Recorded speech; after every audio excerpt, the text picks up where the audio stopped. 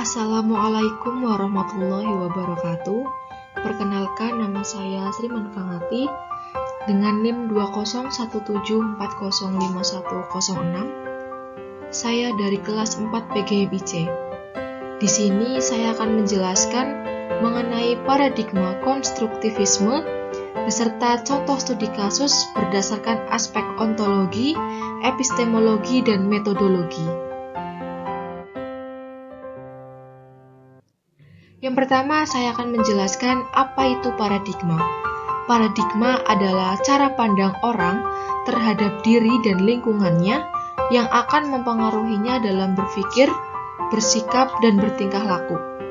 Paradigma juga dapat berarti seperangkat asumsi, konsep, nilai, dan praktik yang diterapkan dalam memandang realitas dalam sebuah komunitas yang sama, khususnya dalam disiplin intelektual.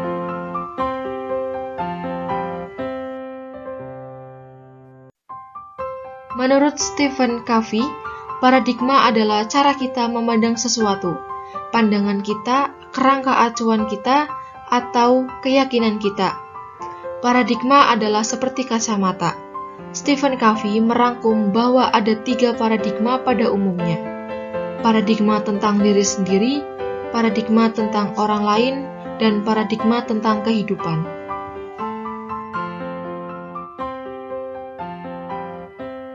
Paradigma konstruktivisme. Paradigma yang digunakan di dalam penelitian ini adalah paradigma konstruktivisme, yang berarti paradigma yang hampir merupakan antitesis dari paham yang meletakkan pengamatan dan objektivitas dalam menemukan suatu realitas atau ilmu pengetahuan. Paradigma konstruktivisme memiliki beberapa kriteria yang membedakannya dengan paradigma lainnya, yaitu yang pertama, ontologi, epistemologi, dan metodologi. Baik, untuk selanjutnya kita akan membahas mengenai apa itu ontologi, epistemologi, dan metodologi. Yang pertama yaitu ontologi. Ontologi adalah ilmu yang membahas tentang hakikat yang ada, yang merupakan ultimate reality, kenyataan atau realitas paling akhir, yang berbentuk jasmani atau konkret maupun rohani atau abstrak. Yang kedua yaitu epistemologi. Epistemologi merupakan cabang filsafat yang menyoroti atau membahas tentang tata cara, teknik atau prosedur mendapatkan ilmu dan keilmuan. Yang ketiga yaitu metodologi.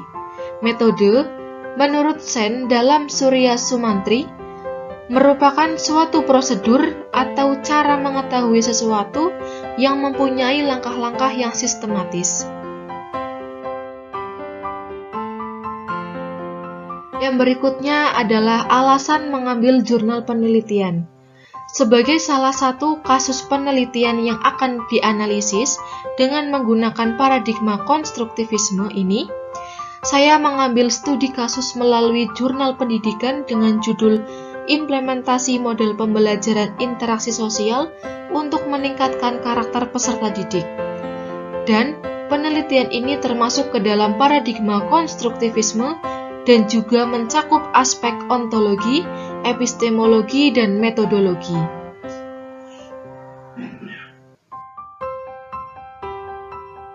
Yang pertama, kita akan membahas mengenai aspek ontologi.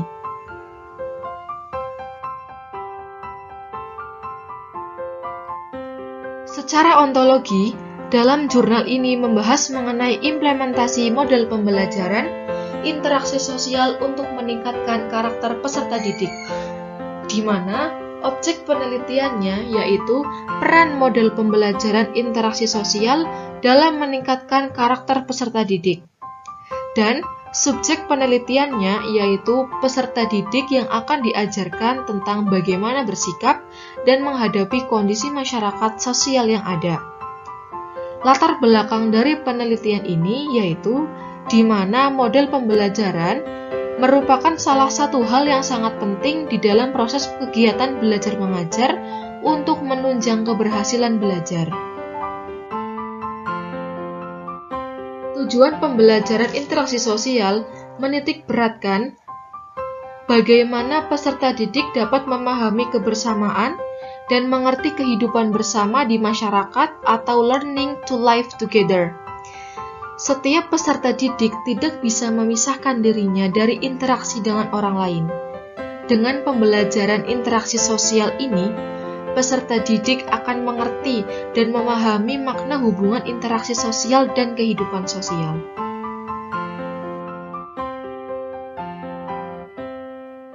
Perilaku santun, menghargai sesama, demokratis, jujur, adil, dan tanggung jawab merupakan nilai-nilai sosial yang harus dimiliki oleh setiap peserta didik sebagai bagian dari masyarakat.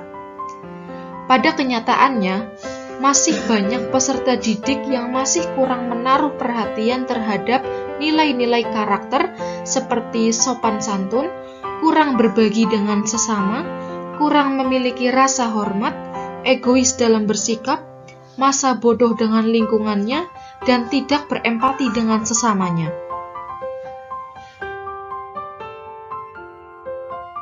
Sehingga, hal ini harus menjadi perhatian bersama untuk segera dibenahi, di antaranya melalui proses pembelajaran yang efektif.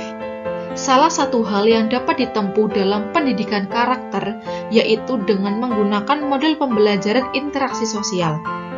Model pembelajaran interaksi sosial dapat membantu peserta didik dalam belajar berinteraksi. Yang selanjutnya kita akan membahas mengenai aspek epistemologi.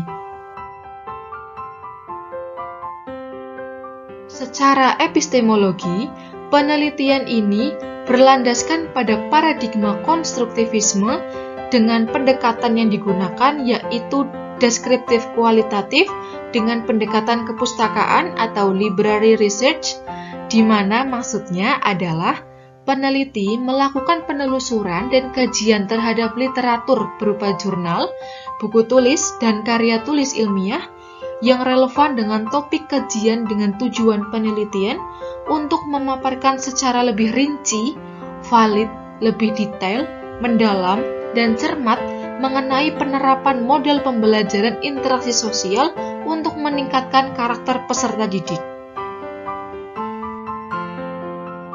Yang selanjutnya yaitu aspek metodologi.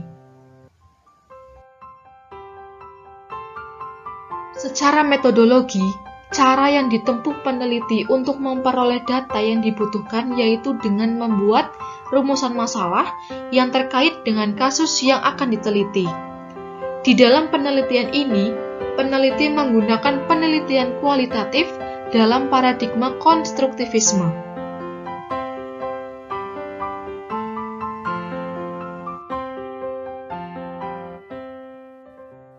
Peneliti melakukan penelusuran dan kajian terhadap literatur berupa jurnal, buku, dan karya tulis ilmiah yang relevan dengan topik kajian.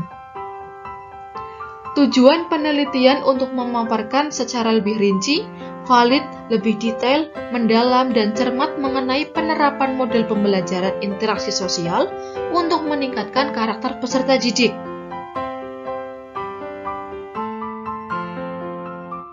Yang selanjutnya yaitu variabel dalam penelitian. Variabel dalam penelitian ini yaitu menggunakan variabel bebas dan variabel terikat. Untuk variabel bebasnya yaitu implementasi model pembelajaran interaksi sosial, dan untuk variabel terikatnya yaitu meningkatnya karakter peserta didik.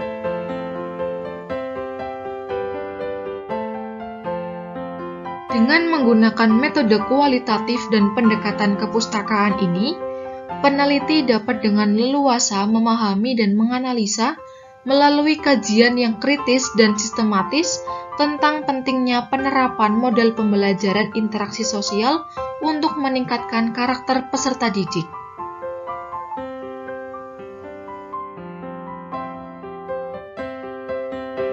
Baik, mungkin cukup sekian penjelasan dari saya mengenai paradigma konstruktivisme beserta contoh studi kasusnya.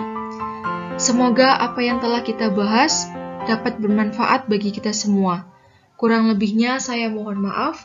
Sekian, wassalamualaikum warahmatullahi wabarakatuh.